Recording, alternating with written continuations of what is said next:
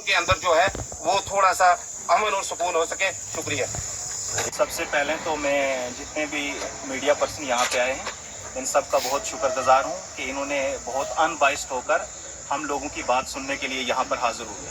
तो मैं सबका बहुत बहुत शुक्रिया अदा करता हूँ कि आप ही वो लोग हैं कि जिनकी वजह से हमारी जो बात है वो एडमिनिस्ट्रेशन तक पहुँचती है, वो किसी भी रियासत की, किसी भी मुल्क की और किसी भी यूटी की जो सरकार बनी होती है उस तक वो पहुँचती है। सबसे पहले हम आपका शुक्रिया अदा करना चाहते हैं। आपने जैसे सवाल किया, इस सवाल का जवाब जो है वो भरपूर तौर पर हम आपके सामने रखेंगे। एक्चुअली हमारे शुबहात जो थे वो सारे रिक्रूटमेंट प्रोसीजर को लेकर थे, वक्फ बोर्ड की रिक्रूटमेंट प्रोसीजर को लेकर थे। इलेक्शन स्टार्ट होते हैं 17 अगस्त को। 17 अगस्त को स्टेट ऑब्जर्वर एक न्यूज़पेपर है, उसके अंदर खबर छपती है। जो ऑफलाइन न्यूज़पेपर है उसके अंदर जो रिक्रूटमेंट पोस्ट है राजौरी डिस्ट्रिक्ट के लिए वो है 14, और जो ऑफलाइन न्यूज़पेपर है उसके अंदर है 14, और जो ऑनलाइन न्यूज़पेपर है उसके अंदर है 18। हम ये चाहते हैं, हम इंतजामिया से गुजारिश करते हैं कि सबसे पहले इस मामले के ऊपर कार्रवाई की जाए। और दूसरा सबसे बड़ा जो आयरनी था इस सारे मसले के अंदर वो ये था कि जिस दिन जो रिक्रूटमेंट जो है इन्होंने विड्रावल का एक नोटिस भेजा ऑनलाइन न्यूज़पेपर के अंदर। अगर आप इस मंथ की 6 तारीख का अगर ऑनलाइन न्यूज़पेपर देखेंगे स्टेट ऑब्जर्वर, तो उसके अंदर आप देखेंगे पेज नंबर 3 के ऊपर सबसे लास्ट के ऊपर जो ऑनलाइन न्यूज़पेपर है उसमें इन्होंने विड्रावल का नोटिस दिया हुआ है। और अगर ऑफलाइन जो पेपर है हमारे पास वो सबूत है, ऑफलाइन पेपर के अंदर वहां पे कोई भी विड्रावल का नोटिस नहीं है। और ये बड़ी हैरानगी की बात है, इससे पता चलता है कि वक्फ डिपार्टमेंट के अंदर किस तरीके से जो रिक्रूटमेंट प्रोसेस है वो चलाया जा रहा है। हम आपके माध्यम से गवर्नमेंट से, जो अभी हमारी गवर्नमेंट आयद हुई है, उससे हम वक्फ बोर्ड से हम ये गुजारिशात करते हैं कि हमें जो ये खदशात हैं इन मामलात के ऊपर आप गौर करें और इन मामलात को क्या किया जाए, देखा जाए। उसके बाद रिक्रूटमेंट प्रोसेस के अंदर कुछ और भी हमें शुबहात है। ये हमारे सवालात हैं और आइन के जो फंडामेंटल राइट है उसका जो आर्टिकल 19 है उसके तहत हम ये सवालात पूछने का हक रखते हैं।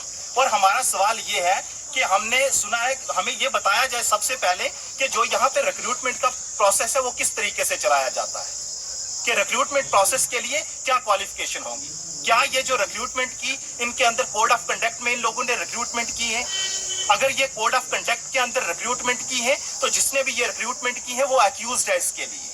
दूसरी बात ये कि हमारी गवर्नमेंट का ये ऑर्डर है कि कोई भी अगर आपको रिक्रूटमेंट किसी भी डिपार्टमेंट से करनी है या किसी भी इंतजामिया से कोई भी जॉब रिक्रूटमेंट करनी है तो उसके लिए आपको इंफॉर्मेशन डिपार्टमेंट की कंसेंट लेनी होगी। तो क्या ये जो रिक्रूटमेंट हुई इसके लिए इंफॉर्मेशन डिपार्टमेंट की कंसेंट हुई? और दूसरी सबसे बड़ी बात ये कि 17 को न्यूज़पेपर जो है एक ही न्यूज़पेपर के अंदर ऑनलाइन जो पोस्टें आ रही हैं वो अलग हैं, जो ऑफलाइन न्यूज़पेपर में आ रही हैं वो अलग है। सबसे पहला सवाल ये। दूसरा सवाल ये कि 18 को ये इंटरव्यू किस बेस पे ले रहे हैं? अगर जिन लोगों का इंटरव्यू लिया इन लोगों ने तो इस महीने की 6 तारीख को उसका विड्रावल कैसे किया? और वो एक न्यूज़पेपर जो है मुझे समझ नहीं आ रही कि वो किस तरीके से छाप रहे हैं कि ऑनलाइन न्यूज़पेपर के अंदर या तो एडिटिंग करवा के वो उन्होंने विड्रावल का करवाया है, अगर एडिटिंग नहीं करवाई है तो ऑफलाइन न्यूज़पेपर के अंदर अगर आप देखेंगे पेज नंबर 3 के ऊपर ही वहां कुछ समोट आर्मी के रिलेटेड कोई प्रोग्राम है वो उसमें दिया हुआ है। हमारा सबसे बड़ा खदशा ये है। दूसरी बात ये कि यहाँ पर जितने भी मुलाजमीन जो है वो लगे हुए हैं, सबसे पहले उन सब का रिकॉर्ड जो है वो चेक करवाया जाए, गवर्नमेंट के थ्रू रिकॉर्ड जो है वो चेक करवाया जाए प्रॉपरली कि इन लोगों की सैलरी जो है वो किस बेस के ऊपर दी जाती है, इन लोगों के ऊपर जो इंक्रीमेंट लगाई जाती है वो किस बेस के ऊपर लगाई जाती है, और जो एम्प्लॉयड हैं और जो प्रमोशन है, अगर फॉर एग्जांपल मान लो कि एक ही टाइम के अंदर 2 एम्प्लॉय लगे हैं, एक की प्रमोशन हो जाती है और एक की प्रमोशन नहीं होती। सबसे पहले तो इसके लिए ऑडिट करने की जरूरत है। हम गवर्नमेंट से ये रिक्वेस्ट करते हैं कि इसके लिए ऑडिट किया जाए, प्रॉपर ऑडिट किया जाए और उस ऑडिट के अंदर थर्ड पार्टी को शामिल किया जाए जो यहाँ के स्टेक होल्डर्स हैं।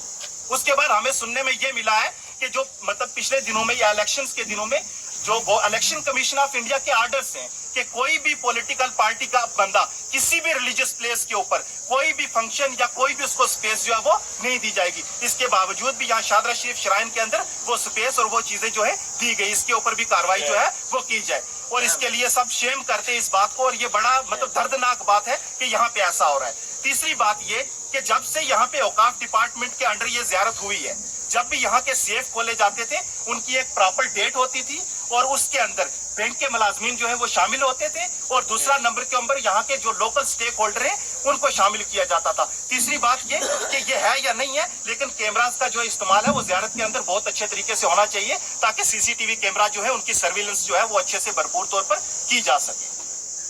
इसके साथ हमारे कुछ और भी मामलात ये हैं कि यहाँ पर जो हमारे मौलाना हजरात हैं, कुछ मतलब पॉलिटिकल पार्टी अगर किसी और को वोट दे दिया या किसी और पॉलिटिकल पार्टी के साथ किसी की एफिलिएशन है, क्योंकि राइट टू वोट जो ये हमारा जमहूरी हकूक है और हिंदुस्तान दुनिया की सबसे बड़ी जमहूरियत है, और यहाँ की जब भी हुकूमतें बदलती हैं वो इसलिए बदलती हैं क्योंकि ये निज़ाम जो है यहाँ के लोगों ने, यहाँ के आइन ने हम लोगों के हाथ में दिया है, और हम अपने आइन के मुताबिक जा करके हम अपना राइट टू वोट का इस्तेमाल करते हैं। तो क्या हम राइट टू वोट का इस्तेमाल करेंगे, जिन लोगों के वजीफे यहाँ पर लगे हुए उन लोगों के वजीफे बंद कर दिए जाएंगे? दूसरी बात ये कि जिन लोगों के वजीफे लगाए जाते हैं उन लोगों के वजीफे बंद करने की वजह क्या हो सकती है? तीसरी बात ये, इन वजीफे में जो ये डिफरेंशिएशन है, किसी की अमाउंट बहुत ज्यादा है, किसी की अमाउंट बहुत कम है, इसकी जो है वो सॉलिड जो वजह है हमें वो भी बताई जाए। ये हमारे कुछ बहुत बेसिक सवाल है जिनके जवाब जानने की हम सबको जरूरत है। हम जितने भी यहाँ पे लोग हैं यहाँ पे लोकल हैं। पांचवी बात ये कि हम सब लोगों की लोकल पार्टिसिपेशन जो है वो यहाँ पर होनी बहुत जरूरी है, खासतौर पर शादरा और आउटजाइनिंग एरिया के जो लोग हैं इनकी पार्टिसिपेशन होनी चाहिए। मुफ्ती साहब ने एक बहुत बड़ा काम किया था कि यहाँ के लोगों को माइग्रेट करवा के, अगर आप आसपास के एरिया देखोगे, दूसरी जगहों पे शिफ्ट किया था, ताकि यहाँ पे टूरिज्म का जो कल्चर है वो डेवलप हो सके, जिसकी वजह से यहाँ के जो लोग हैं उनको रोजगार मिल सके। लेकिन इन सारी चीजों के बावजूद क्या इस लैंड को प्रॉपर तौर पर यूटिलाइज किया जा रहा है या नहीं किया जा रहा है? और एक बहुत इंपॉर्टेंट बात ये, गवर्नमेंट के आर्डर हैं, आपने कोई भी सामान जो खरीदना है, चाहे वो लंगर की ग्रोसरी हो या कोई भी मतलब कोई भी एसेंशियल चीजें जो भी हो, वो आपको जेम के ऊपर से खरीदना है। क्या ये रिकॉर्ड जेम का यहाँ पे मौजूद है? ये हम सब लोगों को क्या किया जाए, बताया जाए। हमने आरटीआई भी फाइल की हुई है, उन आरटीआई के जवाब भी जो है वो आप इनसे चाहेंगे। हम किसी एक पार्टिकुलर आदमी के खिलाफ नहीं है, हम किसी के भी खिलाफ नहीं है, हम सिर्फ और सिर्फ अपने हक की बात जो है मीडिया के माध्यम से यहाँ रखने के लिए आए हैं, और हम उम्मीद करते हैं कि हमारी बात जो है ये सरकार सुनेगी और इस बात हमारी को ऊपर तक ये लेकर जाएंगे। अब ये मौलवी साहब हैं हमारे साथ, मौलाना गुलफराज साहब, ये आपके सामने चंद बातें रखेंगे। का शुक्रिया अदा करना चाहता हूं कि हमको हमेशा ही इग्नोर किया जाता है। जो भी मीडिया वाला आता है या कोई अधिकारी आता है या एमएलए एमपी यहाँ आता है तो उसको हमारे तक नहीं पहुँचाया जाता और ना हमारी आवाज़ को वो सुनना चाहता है। अब आपने देखा है कि ये इलेक्शन का दौर चल रहा था, तमाम पार्टीज के लोग हर एक के पास जा रहे थे, कंपेन कर रहे थे, और ये हिंदुस्तान का राइट है कि कोई भी व्यक्ति किसी को भी वोट दे सकता है, इसके अंदर किसी की पाबंदी नहीं है। तो जब कोई भी